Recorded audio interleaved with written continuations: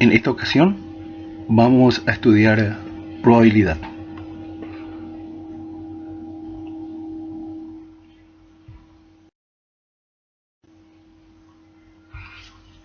Vamos a iniciar definiendo probabilidad. Y lo primero que vamos a ver es la definición clásica o la definición a priori de probabilidad.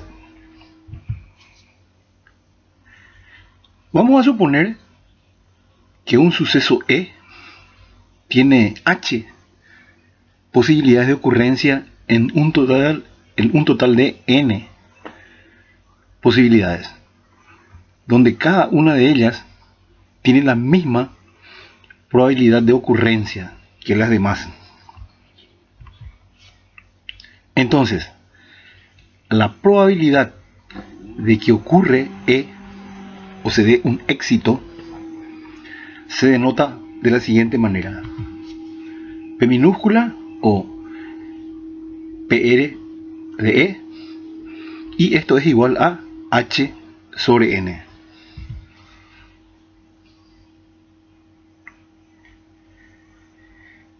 El total de posibilidades es N, y los N resultados posibles se llaman el espacio muestral y se suele denotar por la letra S mayúscula.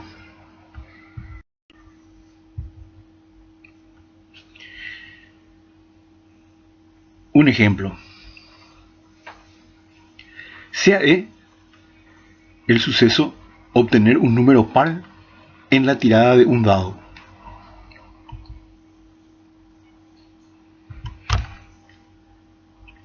El espacio muestral S de todos los resultados posibles serán obtener 1, 2, 3, 4, 5 o 6.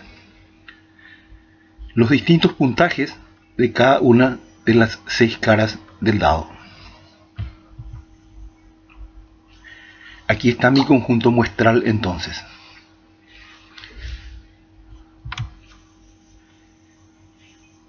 El evento E, obtener un número par en la tirada de un dado, consistiría en obtener los números 2 o 4 o 6.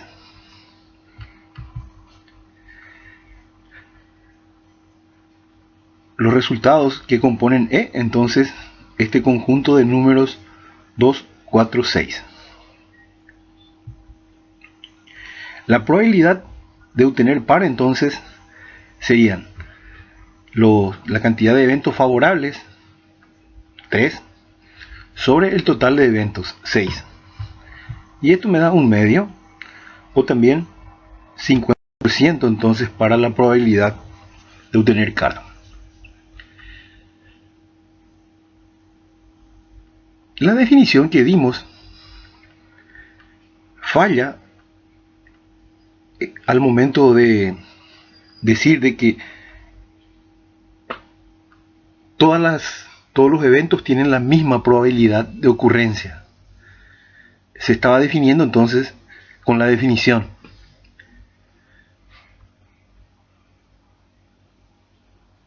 Eso invalidó un poco entonces la definición, aunque es muy buena como una regla mnemotécnica para hacer los cálculos de probabilidad. Para hacer una definición entonces tiene su error. Luego de esta definición se trató de definir la probabilidad como una frecuencia relativa, la definición a posteriori.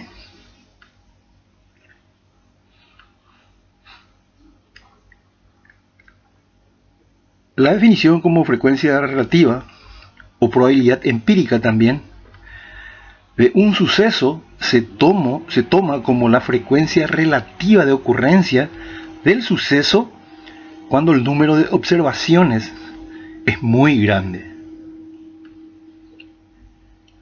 La probabilidad misma es el límite de esa frecuencia relativa cuando el número de observaciones crece indefinidamente.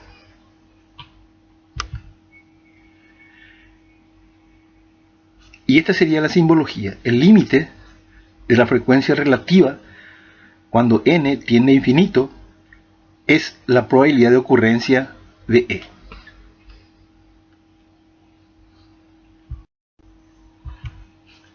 Vamos con un ejemplo para entender un poco esta definición. Vamos a lanzar una moneda 200 veces, lanzamos una moneda 200 veces y anotamos el número de caras después de 20 tiradas, después de 40 tiradas, después de 60 tiradas y así hasta tener 200 tiradas. Los resultados se dan en esta tabla. Cuando se hizo 20 tiradas, se obtuvieron 11 caras. La frecuencia relativa se calcula haciendo 11 la cantidad de caras dividido la cantidad de lanzamientos. 11 sobre 20. Y esto me da 0,55. Luego de haberse tirado 40 veces, 18 resultaron cara. Una frecuencia relativa de 0,45. Cuando se hizo, luego de 60 lanzamientos, se obtuvieron 31 caras. 0,517 la frecuencia relativa. Para 80 tiradas ya resultaron 42 caras. Esto arroja una frecuencia relativa de 0,525. Y así fuimos anotando la cantidad de caras después de 100, 120, 140, 160, 180 y 200 tiradas, con el cálculo de sus frecuencias relativas propias. Fíjense que la frecuencia, los valores de frecuencia relativa se van aproximando a 5. Esto era 0,55, 0,45, 0,517 y así los números se están haciendo cada vez más próximos a 0,5. Con esto entonces la probabilidad de obtener cara en un lanzamiento va a ser igual a 0,5.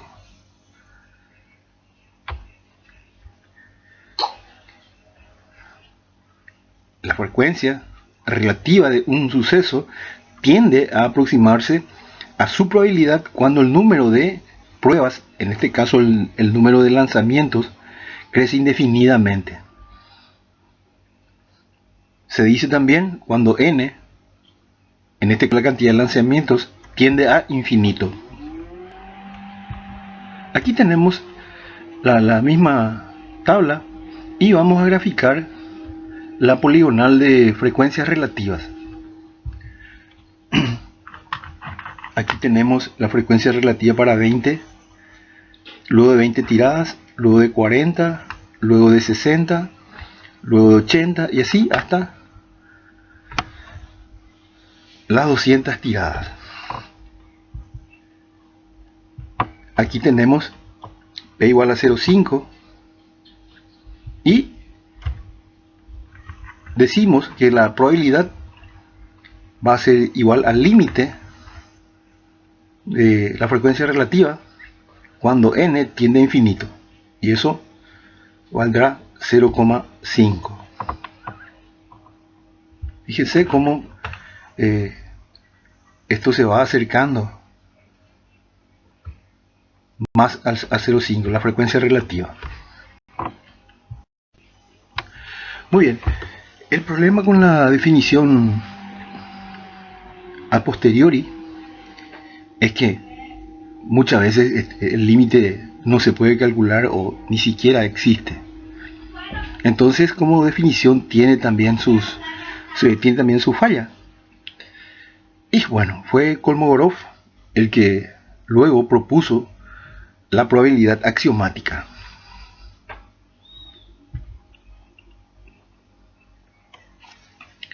Y se llama probabilidad a cualquier función P que asigne a cada suceso E del espacio muestral S un valor numérico P de E, verificando los siguientes axiomas. Primero, el axioma de no negatividad.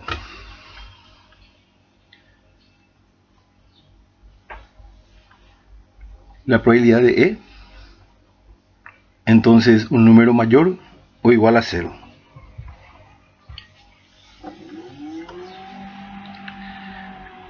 La probabilidad de todos los elementos que componen S, el espacio muestral,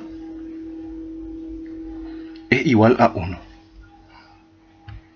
La suma de probabilidades de los eventos que componen entonces el espacio muestral igual a 1. La aditividad. La probabilidad de la unión de E1 con E2 es igual a la probabilidad de E1 más la probabilidad de E2 si la intersección de E1 y E2 es el conjunto vacío.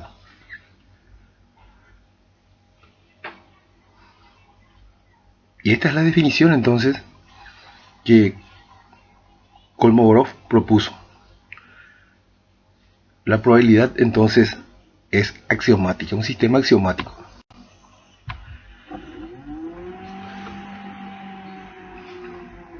Bueno, y vamos a ver ahora que hay que entender por sucesos independientes y sucesos dependientes.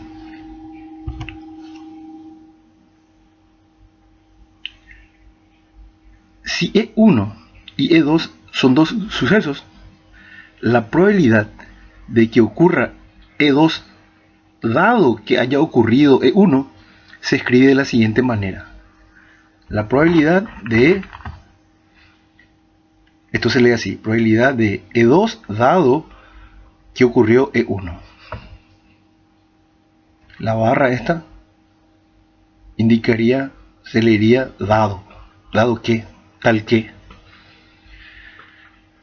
ocurrió E1 entonces.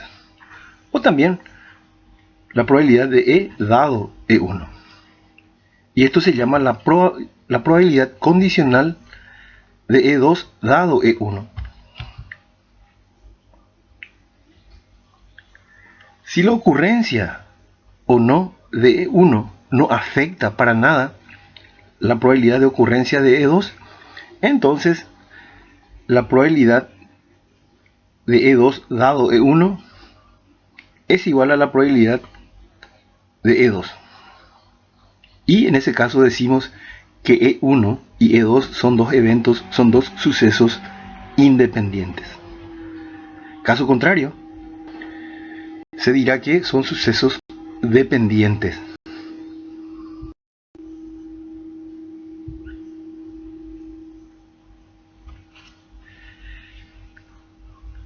E1, E2, así como se está mostrando, denota el suceso de que ambos E1 y E2 ocurran. Esto se llama un suceso compuesto. Entonces, la probabilidad de E1 y E2 es igual a la probabilidad de E1 por la probabilidad de E2 dado que ya ocurrió E1.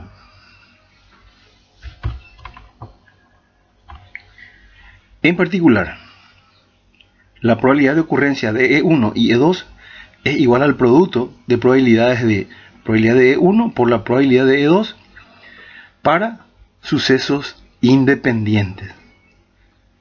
Para sucesos donde la ocurrencia de E1 no altera para nada la ocurrencia de E2. Esto se puede llevar a tres sucesos.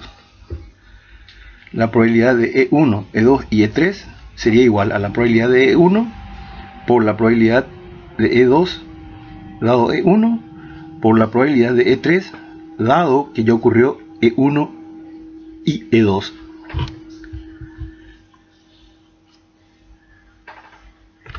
Y en general, si se tienen n sucesos, esto también se puede generalizar.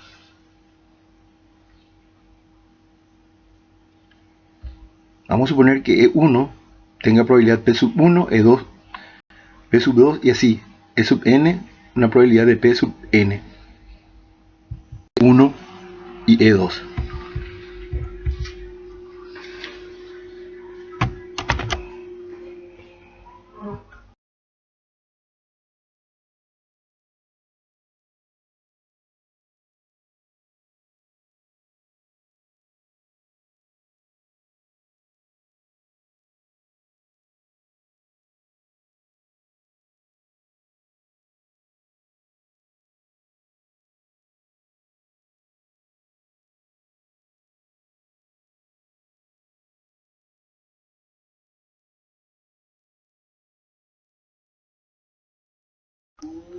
Otro ejemplo.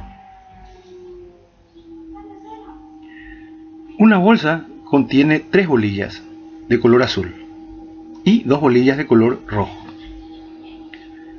Voy a considerar los sucesos E1 igual a la primera bolilla extraída es rojo. E2, el suceso, la segunda bolilla extraída es rojo. En extracciones sin reposición. Bueno,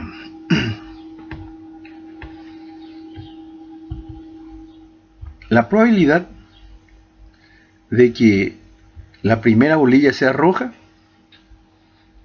es 2 sobre 5. Hay 5 bolillas que pueden extraerse. Entonces n va a valer 5. Y tenemos 2 bolillas rojas. H entonces igual a 2. 2 quintos entonces la probabilidad de que la primera bolilla sea roja. Acá evidentemente, si la extracción es sin reposición, para la segunda extracción, aquí ya cambió la configuración inicial. Ya no serán 5 bolillas en total, sino 4. Y habrá solamente una de color rojo, pues la primera extraída resultó ser rojo.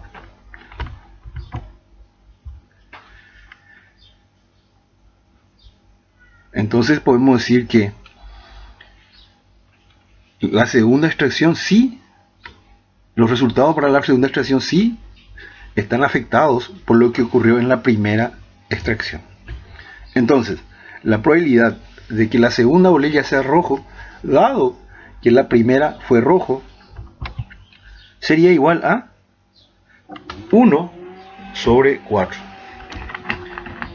¿Está bien? Para la segunda extracción, quitamos la bolilla roja, nos quedan 4, y de los 4, 1 es rojo. H sería igual a 1 y n igual a 4. Un cuarto entonces la probabilidad. Bueno, la probabilidad de que ocurra que ambas bolillas sean rojas sería igual a la probabilidad de E1 por la probabilidad de E2, dado que ocurrió E1. 2 quintos por un cuarto.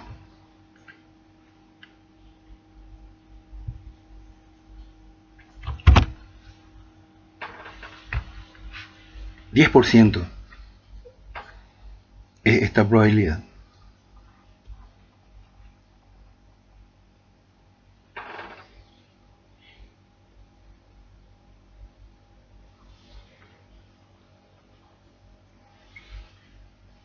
Bueno, un comentario más sobre este experimento. Pensemos ahora en una extracción con reposición. Si la extracción es con reposición, entonces lo que ocurre en la segunda extracción es independiente de lo que ocurrió en la primera. Al devolver la bolilla a la bolsa, entonces estamos como al principio. Y la probabilidad de ocurrencia de E2 sería igual a 2 quintos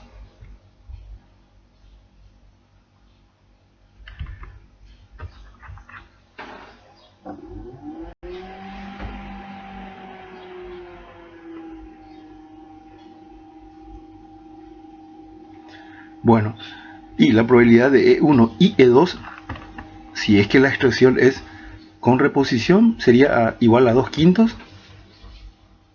por 2/5. 4/25.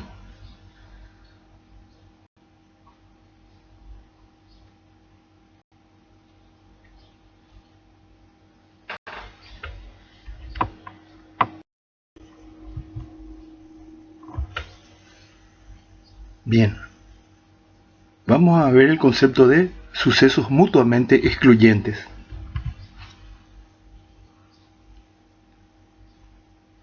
Dos o más sucesos se llaman mutuamente excluyentes si la ocurrencia de cualquiera de ellos excluye la ocurrencia de los otros.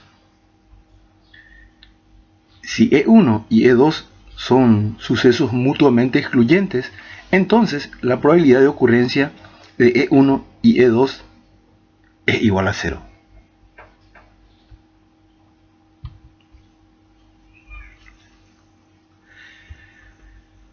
Otra notación: E1 más E2 denota el suceso que ocurra E1 o E2 o ambos a la vez. Entonces, la probabilidad de ocurrencia de E1 o E2 es igual a la probabilidad de E1 más la probabilidad de E2 menos la probabilidad de E1 y E2. En particular, si los sucesos son mutuamente excluyentes, entonces la probabilidad de ocurrencia de E1 o E2 es igual a la suma de las probabilidades de E1 y E2. La extensión de esto, si consideramos E sub 1, E sub 2, E sub n sucesos, un total de n sucesos mutuamente excluyentes con probabilidades P sub 1, P sub 2 hasta P sub n, es P sub 1 más P sub 2 más P sub 3 hasta más P sub n, hasta la última probabilidad.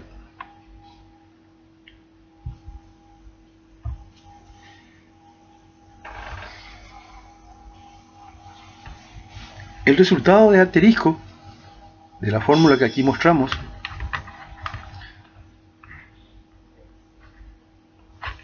esta es la fórmula a la que llamé asterisco. Esto se puede generalizar a 3 excluyentes o más sucesos mutuos.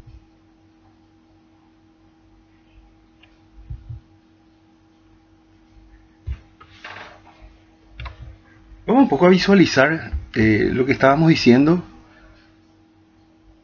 con conjuntos. Para sucesos mutuamente excluyentes o incompatibles, fíjense, A y B serían conjuntos disjuntos, no hay intersección. La intersección es vacío. Y para los compatibles, sí tenemos una intersección de los conjuntos A y B.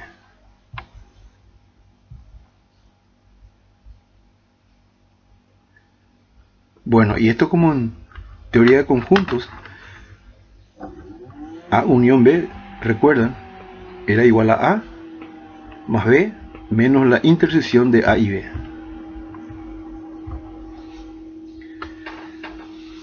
Dicho en términos de probabilidades, se expresaría de una manera similar con que lo hacíamos en teoría de conjuntos. La probabilidad de A o B es igual a la probabilidad de A más la probabilidad de B menos la probabilidad de A y B.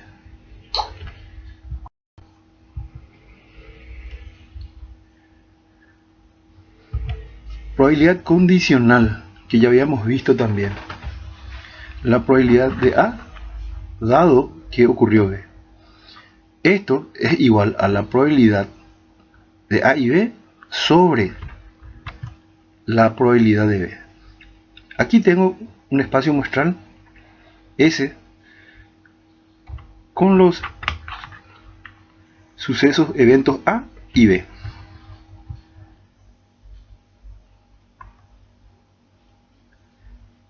Cuando se considera entonces la probabilidad condicional, lo que estamos midiendo, entre comillas, es el tamaño de la intersección respecto, en este caso, a B.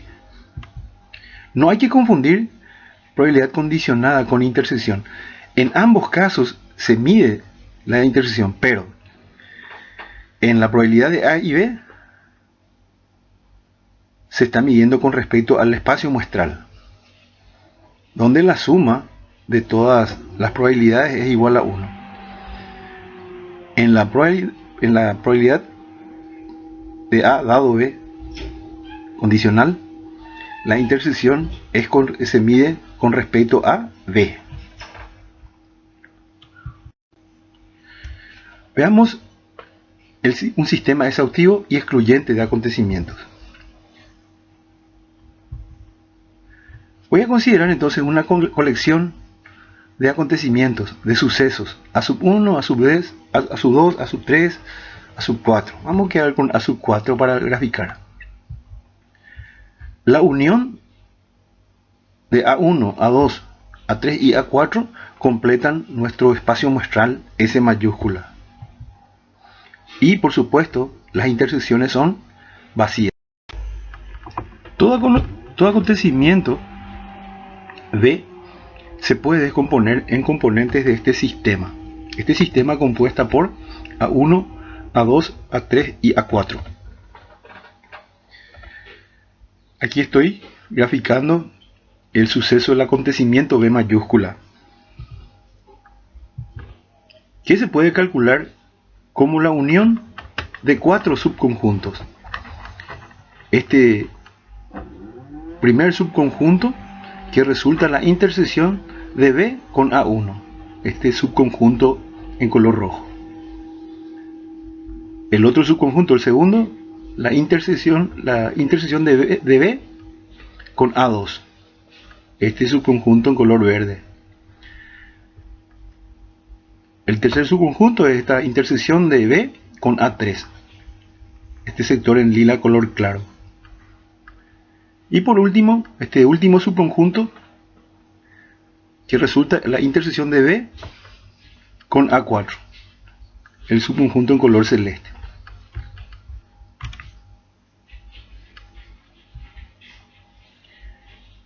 Teorema de probabilidad total. Si conocemos la probabilidad de B en cada uno de estos componentes, se puede calcular la probabilidad de B.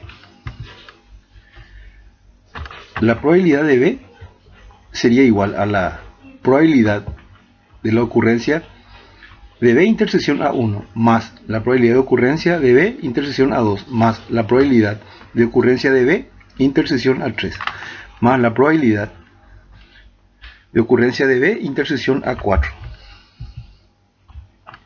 Y esto se calcularía haciendo la probabilidad de B dado que ocurrió A1 por la probabilidad de A1 más la probabilidad de B dado que ocurrió A2 por la probabilidad de A2 más la probabilidad de B dado A3 por la probabilidad de A3 más la probabilidad de B dado que ocurrió A4 por la probabilidad de A4. El teorema de Bayes. Si ocurre B, podemos calcular la probabilidad a posteriori de ocurrencia de A sub I, donde I toma valores de 1 a 4 para nuestro ejemplo, para nuestro gráfico. La probabilidad de A sub I dado que ocurrió B, entonces sería igual a la probabilidad de la intersección de B con A sub I dividido la probabilidad de B. La probabilidad condicional, ¿está bien? El dado B aquí me está diciendo de que se tiene una probabilidad condicionada. Y P de B se puede calcular usando el teorema de probabilidad total.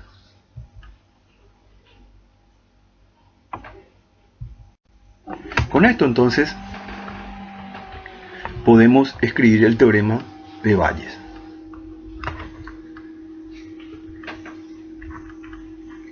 La probabilidad de ocurrencia de B dado A sub I es igual a por la probabilidad de A sub I sobre la sumatoria de la probabilidad de B dado A sub J por la probabilidad de A sub J. Y esto se utiliza, como dije ya, si se tienen eventos condicionados. Si se sabe la ocurrencia del evento B. Bueno, para un poco ir aclarando esto, vamos a plantear algunos ejercicios. Y bueno, se encarga a un vecino, mientras usted sale de vacaciones, que le riegue una planta que es enfermiza. Si la planta no se riega, la probabilidad de que la planta muera es del 80%. Y si la planta se riega, la probabilidad de que muera es del 15%. Se estima que el vecino se acordará de regar la planta con una probabilidad del 90%. Pregunta A. ¿Cuál es la probabilidad de que la planta esté viva cuando regrese de sus vacaciones? Ítem B. Si se encuentra a la plantita muerta, ¿cuál es la probabilidad de que el vecino se haya olvidado de regarla? Bueno, vamos a plantear la solución. Vamos a darle nombre a los eventos. R, la planta es regada. NR, la planta no es regada. PB, la planta vive. La planta está viva al regreso de vacaciones. PM, la planta está muerta al momento del regreso de vacaciones. Vamos a dibujar el diagrama del árbol de eventos. Esto es muy útil, el hacer el gráfico para poder responder a las preguntas que nos estén haciendo. Bueno, lo primero que tenemos es una planta que es regada o no regada. Si la planta se riega, puede que la planta esté viva al regreso de vacaciones o puede que la planta esté muerta al regreso de vacaciones. Si la planta no se riega, también existe la posibilidad de que la planta esté viva al regreso de vacaciones o que la plantita esté muerta al regreso de vacaciones. Y ahora vamos a ir poniéndole nombres a estos brazos, a estas ramas. Muy bien. ¿Cuál es la probabilidad de que la planta sea regada? Y se estima, dice el enunciado, que el vecino se acordará de regar la planta con una probabilidad del 90%. 0,9 entonces para R. Y para NR, 0,10. 1 menos 0,9, 0,10. Si la planta no se riega, la probabilidad de que muera es del 80%. Si la planta se riega, la probabilidad de que muera es del 15%. Entonces, esto me deja un 15% para la plantita muerta al regreso de vacaciones y 85% de que esté viva.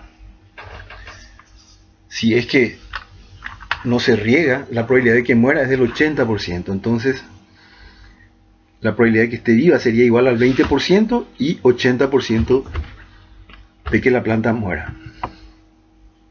20 y 0,8. Y aquí está el diagrama del árbol, completito. ¿cuál es la probabilidad de que la planta esté viva? Y las ramas que me llevan a planta viva serían 0,9 y 0,85. En la práctica lo que hacemos es multiplicar las probabilidades de todas las ramas que me llevan a planta viva. En este caso, 0,9 por 0,85. El otro brazo es 0,10 por 0,20. Y realizo estas operaciones. Y resulta un 78,5%.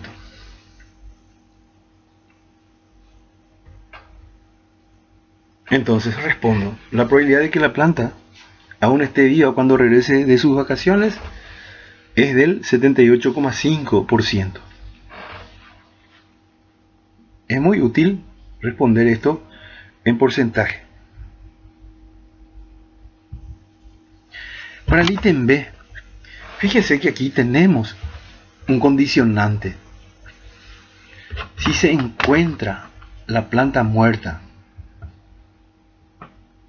ya la planta no está viva, se sabe que la planta no está viva. Entonces, todos los eventos posibles serían planta viva, planta muerta y planta muerta. Estos dos son los que pueden darse. Ya no existen la posibilidad de PB y PB. Esto es utilizar la fórmula de Bayes. Pero también se puede mirar como una probabilidad condicionada, donde se excluyen los sucesos que se mencionan en el ejercicio. En este caso, ya no podrían ocurrir PB y PB. Y bueno, la pregunta es, ¿cuál es la probabilidad de que al vecino se haya olvidado de regarla? O sea, este sería NRPM, conformarían los eventos favorables. Y total de eventos sería RPM. Entonces, la probabilidad 0,10 por 0,8, que son los brazos que me llevan a planta muerta, sabiendo que no fue regado. Y en el denominador, 0,10 por 0,8, la misma probabilidad anterior, más 0,9 por 0,15. La probabilidad de que la planta esté muerta, dado que fue regado. Y esto es aplicar el teorema de Bayes.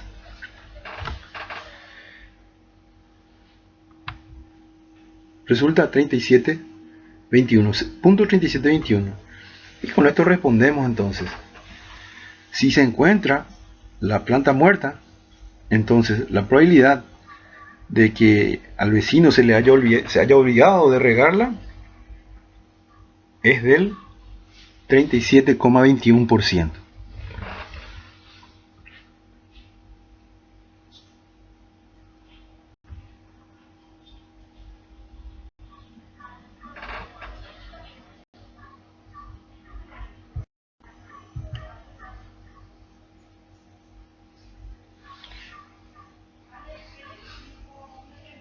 Otro ejemplo.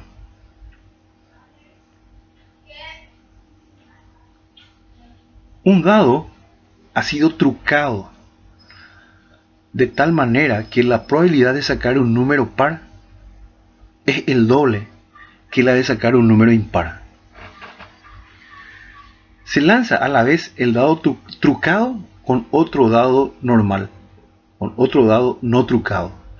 Se pide la probabilidad de obtener al menos un número impar.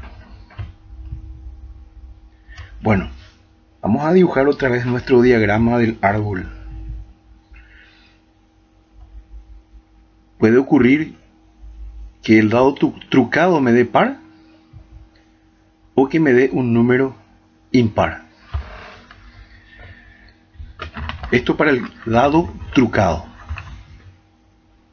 Ahora, las probabilidades que voy a anotar acá no son iguales, ¿Por qué? Porque justamente el dado está trucado de tal manera que la probabilidad de sacar un número par es el doble que la de sacar un número impar. Entonces, ¿qué podría estar ocurriendo? ¿Qué ocurre con el dado trucado? Si sabemos que la probabilidad de obtener par más la probabilidad de obtener un número impar es igual a 1.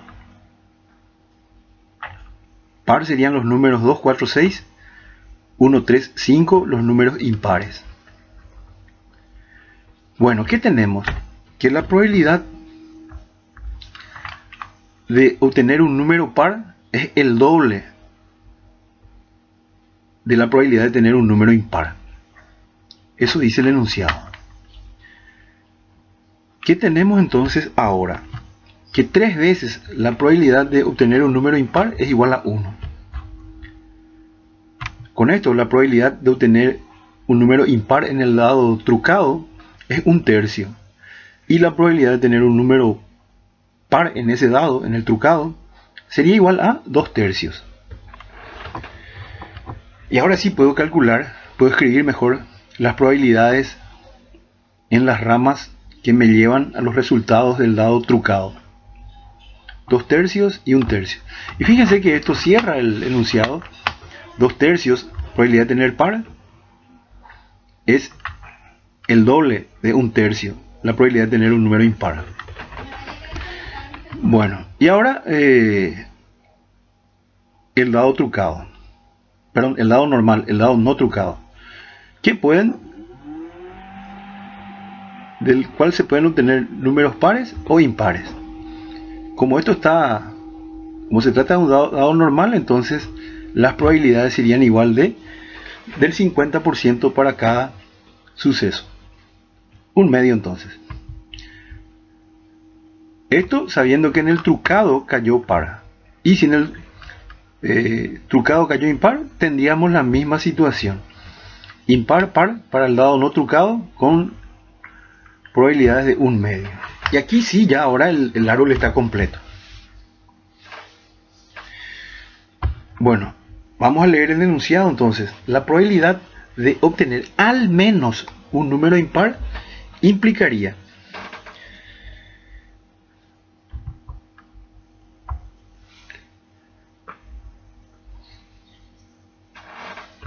de que el primer dado sea par y el segundo impar, o ambos sean impar, o el primero es impar y el segundo es impar. Cuando hablo de primero y segundo, hablo de dado trucado y no trucado.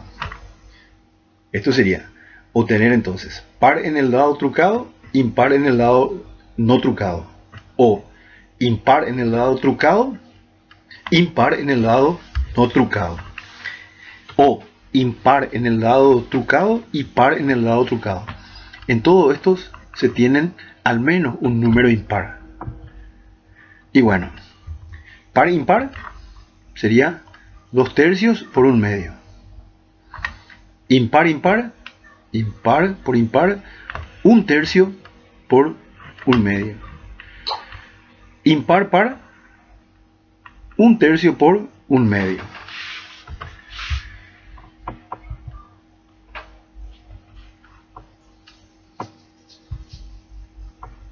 Y esto me da 2/3.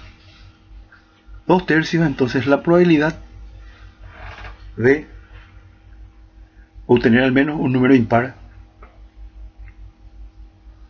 al lanzar estos dos dados. Fíjense que también se puede obtener el resultado haciendo el complemento.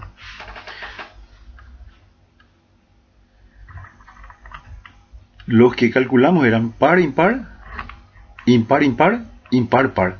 El único que dejamos de calcular fue la opción par par.